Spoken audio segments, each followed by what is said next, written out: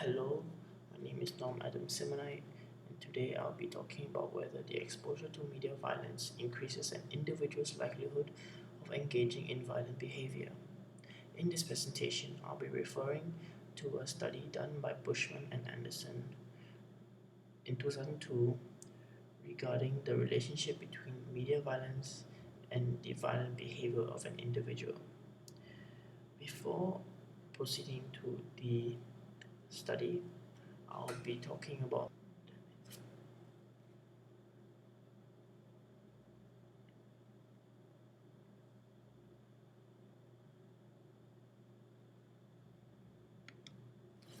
As we know, in this generation, children are hooked to their video games, especially those that are violent, such as Call of Duty, God of War, and the famous Grand Theft Auto. There are three types of social learning theories. There's the operant conditioning, proposed by B.F. Skinner, when individual learns through rewards and punishments. There's the classical conditioning, proposed by Ivan Pavlov, when individual learns a new behavior via a process of association. One of his famous experiments is the dog experiment. This is where he tries to associate the dog's salivation to a ring of a bell. And last but not least, the observational learning by Bandura. This is where an individual learns a behavior through the imitation or experience of a model. On July 20th, 2012, a mass shooting occurred inside a Century Movie Theater in Aurora, Colorado during midnight screening of the film The Dark Knight Rises. This incident could be due to the fact that as a child he had a very poor upbringing where there was a lot of violence involved.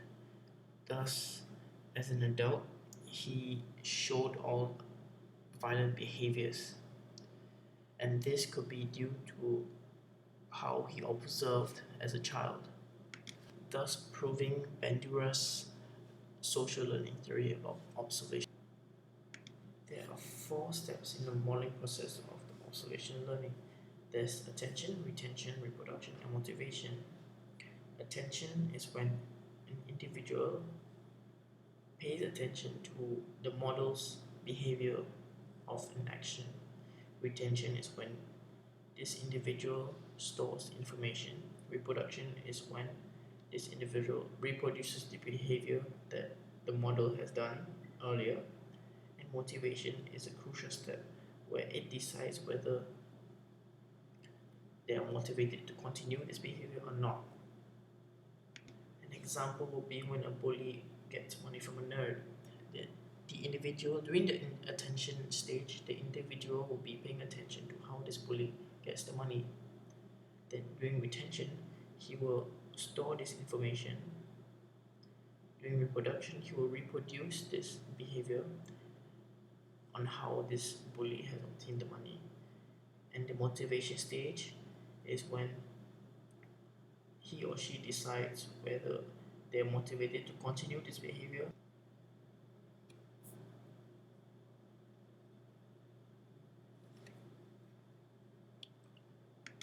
Now I'll be talking about the study that Bushman and Anderson did in 2002. Research on media violence has constantly yielded links to aggressive behaviors. Thus, the aim to this experiment was to, and their hypothesis was that the exposure to media violence will increase violent behaviors and hostile expectations. In this experiment, there were 224 undergraduate students who enrolled in an introductory psychology course.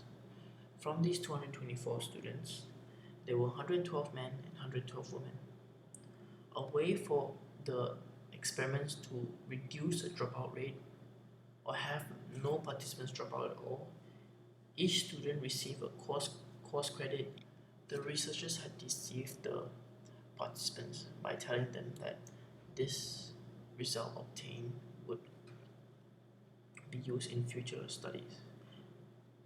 Deception is good as this will reduce demand characteristic where the participants would give the answers which the researcher would expect them to give. And by reducing demand characteristics, this will increase the accuracy of the results. After participants were given a consent form, they were randomly assigned to play either a violent or non-violent video game for 20 minutes. As shown in this presentation, the violent video games and non-violent video games had 4 selections to choose from. Once these 20 minutes were up, each individual was asked to complete 3 ambiguous story stems, which ended with the researcher asking the question, what happens next? From this question, the participant would indicate what the main character would say or do, think, and feel as the story continues. Once they had finished this task, each of them were debriefed, where no one suspected that the study was about the effects of the video game violence on aggressive content in the story completion task.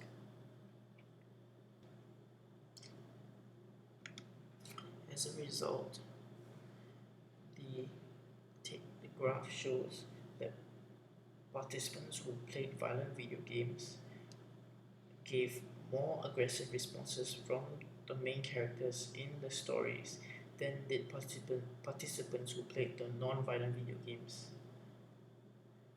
This concludes that the hypothesis that Bushman and Anderson came up with, where exposure to violent video games will increase their aggressive behavior and hostile expectation basis, was proven to be correct. This also proves that